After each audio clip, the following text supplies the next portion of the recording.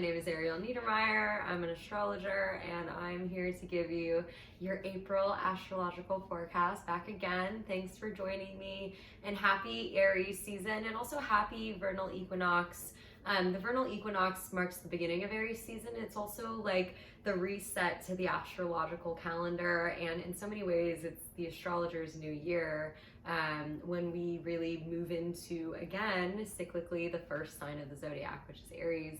That happened on March 20th, and it always coincides with this feeling of freshness, of new beginnings, renewal, rebirth. In so many ways, it's more of a rebirth to me than, the restart of the calendar new year on January 1st, because it coincides with spring. And if you think about Pisces season, coincides with really the end of winter and things dying, and then we move into spring, and then there's sprouts.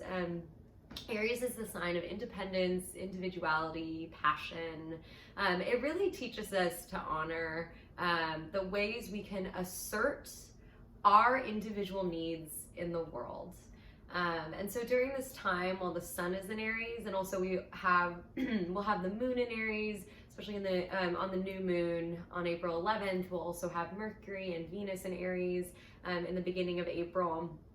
During this time, there's going to be such a focus on the ways that you assert your individual needs in the realm of life that is ruled by Aries. So you're going to want to look at your chart and see where Aries lands in your chart and see where that might come to pass. So you might find that you're more assertive about your needs in relationships. If Aries falls in your 7th house of partnership and commitment, you might find that you assert your needs more in terms of your home life. If it falls in your 4th house, are you setting up your work from home space in a little bit of an intentional manner that really honors what you need as you work? Are you setting boundaries with your family that really assert your individual needs as you relate to them?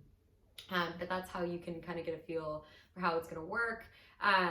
Aries season and the vernal equinox, so end of March into April, is always a time for me that's really marked by this sort of refreshing hopefulness. Archetypally, Aries, as the first sign of the zodiac, is sort of like this newborn baby. It's like the spark of creation, that birth, and like anything is possible. Think of it as like the dawn breaking above the horizon line. And it's in that same way, there's a fiery energy, there's a youthfulness, there's a certain ambition and drive with that, but also just like this need to assert our existence in this world. Hear me roar. I mean, that's like that Aries vibe there. But just think of like when a baby is first born and it screams and it cries, but like that first breath of life, that first spark of energy is very Aries energy. And that's going to mark the beginning of the month, but then by April 19th, we will have basically all the planets that are now in Aries moving into Taurus. So that will be the sun and the moon, obviously, but also Venus, Mercury, and also Uranus is currently in Taurus. So by the end of the month, we will have a cluster of planets in Taurus, what is known as a stellium. And the only real aspect I want to talk about specifically, on top of just talking about the Taurus archetype, is the full moon on April 26th. So we have the new moon in Aries on April 11th. Again, energizing, great time for manifestation, but make a list of the things that you would like to assert in terms of your individuality in your life. What do you want? But yeah, it's a really great time to sort of like be jotting down ideas of what you really want and asking directly for them, inserting them, if you will. Then we're going to move into Taurus. Like the Taurus energy will just abound. And by April 19th, that's really going to be the energy we're living in. And so whereas Aries is the newborn baby, the spark of life, the seed, if you will, Taurus is the baby as it grows up and starts to walk, sticking its feet in the earth, its hands in the ground, really grounding down to grow into this full-grown adult, versus the seed, it's like the sprout.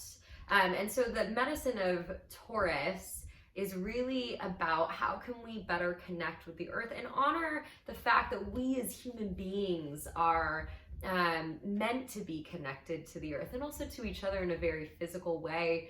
Taurus is also the sign of all five senses, touching, tasting. So like, I think it's really interesting how Taurus season is also coinciding with this renewed ability to like hug each other and like to do things like physically, concretely, like in person with each other. I think is like a very Taurian sort of thing. And especially with all these planets in Taurus too, what you will find, oh, and especially with Uranus in Taurus, I was thinking about this. Uranus is the revolutionary, and it's been in Taurus for a while, but now with all these other planets joining it, there's just like this really big focus on the ways in which sort of in-person, physical, concrete activity, you know, like where you're out there and you're touching things and you're able to like inhabit physical spaces versus digital kind of remote spaces like we have been, will feel like a radical act. And even taking a slower pace of life.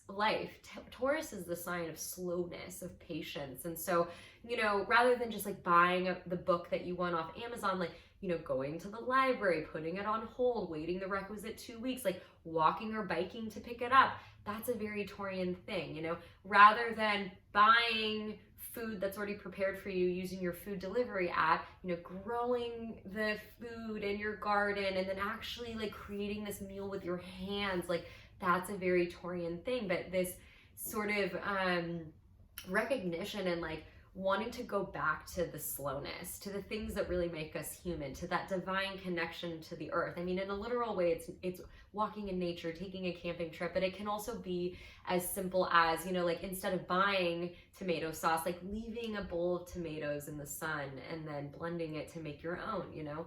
But that's what we're moving into. And with the full moon on the 26th, which will be in Scorpio, so the sun will be in Taurus, the moon will be in Scorpio, it's opposite sign. And so what you're gonna see is this like kind of like really tense reckoning of this energy of like wanting to have this physical in-person connection. This lunation is also slightly aspecting Saturn, so there will be still some like restrictions, some tension around like being able to have these like physical concrete experiences. We are still like halfway in lockdown, you know, but moving towards a reemergence. But for me, what this lunation is really going to focus on is like, because Taurus is the sign of concrete, physical life and activity, Scorpio is actually the sign of death and rebirth and the ways that we dissolve like physical things. Think of compost, okay? Like, but with those two signs interacting together, it really feels like this desire to go back to this in-person connective space, the world as we knew it, is also going to coincide with a kind of death where we all realize all of a sudden, oh my God, like the things that I used to like to do, going out with friends to bars, having a really active social life, I might not like those things anymore. I might be going through a sort of rebirth around the things I actually like to do in the world, the things that make me feel human.